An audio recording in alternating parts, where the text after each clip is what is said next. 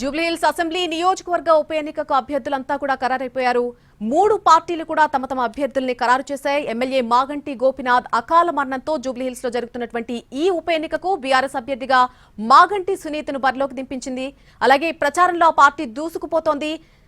Sitting స్థానాన్ని కైవసం చేసుకోవాలన్న లక్ష్యంతోనే ప్రచారం హోరెత్తిస్తున్నారు బీఆర్ఎస్ నేతలంతా కూడా. ఇదే అంశానికి సంబంధించి పూర్తి అప్డేట్ మా ప్రతినిధి సతీష్ అందిస్తారు లైవ్ లో. సతీష్, బీఆర్ఎస్ మాగంటి సునీతను అభ్యర్థిగా ఖరారు చేసినప్పటి నుంచి కూడా ప్రచారాన్ని హోరెత్తిస్తున్నటువంటి పరిస్థితి కనిపిస్తోంది. సో ఎంత నమ్మకంతో ఉన్నారు గెలుపు దిశగా బీఆర్ఎస్ పార్టీ నేతలు?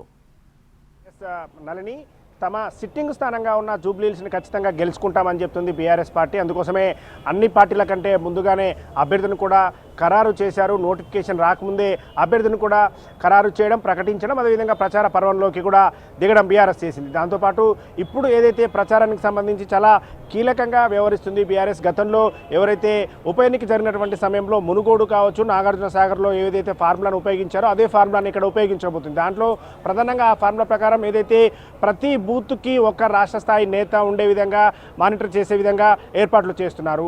ఎమ్మెల్యేలు, ఎమ్మెల్సీలతో పాటుగా మాజీ ఎమ్మెల్యేలు, రాష్ట్ర స్థాయి నేతలందరూ కూడా ఆ బూతుల్ని డివైడ్ చేశారు. ఒక్కొక్క నేతకు, ఒక్కొక్క ఎమ్మెల్యేకి 5 నుంచి 6,000 ఓట్లు వచ్చే విధంగా 8 నుంచి 9 బూతులు వాళ్ళకు ఇవ్వడం జరిగింది. ఆ బూతు సంబంధించి పూర్తి బాధ్యతలు మొత్తం కూడా ప్రతి ఒక్క ఓటర్ని మొత్తం ఎన్నికలు పోలింగ్ జరిగేటటువంటి ముందు రోజు వరకు మొత్తానికి 6 నుంచి 7 సార్లు కలిసే విధంగా కూడా ఏర్పాట్లు చేస్తున్నారు. ఈ విధంగా చేయడం ద్వారా మొత్తం ప్రచారానికి సంబంధించి ఇటు ఉన్నటువంటి జూబ్లీహిల్స్లో ఉన్న నాయకులు, అంటే బీఆర్ఎస్కి సంబంధించినటువంటి కార్యకర్తలను కలుపుకొని పోయి వేరే దగ్గర ఉన్నటువంటి ఈ నేతలు కాబట్టి వాళ్ళందరినీ కలుపుకొని పోయే విధంగా వెళ్ళడం, అక్కడ పూర్తి స్థాయిలో ఓటర్లకు దగ్గర అవడం ద్వారా తాము చేసినటువంటి ప్రచారాన్ని ఈజీగా లోపలికి ఓటర్ల దగ్గర తీసుకెళ్లేటటువంటి ఫార్ములా బీఆర్ఎస్ ఉపయోగిస్తుంది. దాంతోపాటుగా సామాజిక వర్గాల వారిగా కూడా బీఆర్ఎస్ ప్రచారం చేస్తుంది. ముస్లిం మైనార్టీలు ఎక్కువ ఉన్నటువంటి ఓట్లు కావచ్చు, బీసీ ఓట్లు ఉన్నటువంటి దగ్గర ఆ నేతల్ని, రాష్ట్ర స్థాయిలో ఉన్నటువంటి నేతలందరినీ కూడా సామాజిక వర్గాల వారిగా ఓటర్ల దగ్గరికి పంపిస్తుంది.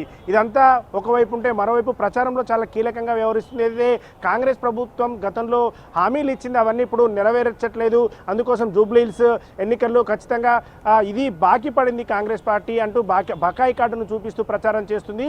జూబ్లీహిల్స్ ఎన్నికల్లో బీఆర్ఎస్ పార్టీని గెలిపిస్తేనే కాంగ్రెస్ ప్రభుత్వం రాష్ట్ర వ్యాప్తంగా అన్ని పథకాలను అమలు చేస్తున్నటువంటి ఒక విషయాన్ని చెప్తూ ప్రచారం చేస్తుంది. వీటితో పాటు ప్రచారం చేస్తూనే మరోవైపు ఇటు హరీష్ రావు, కేటీఆర్ కూడా చాలా కీలకంగా దీని గురించే దృష్టి పెట్టడం జరిగింది. అన్ని డివిజన్లకు సంబంధించి మొత్తంగా ఉన్న 6 డివిజన్లకు సంబంధించి పూర్తి స్థాయిలో మానిటరింగ్ చేస్తున్నారు.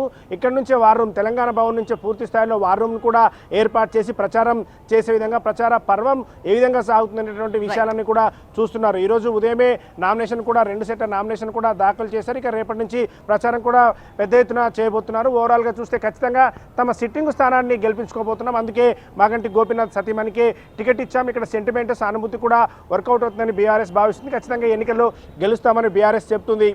Nalini. Right Satish, thank you for the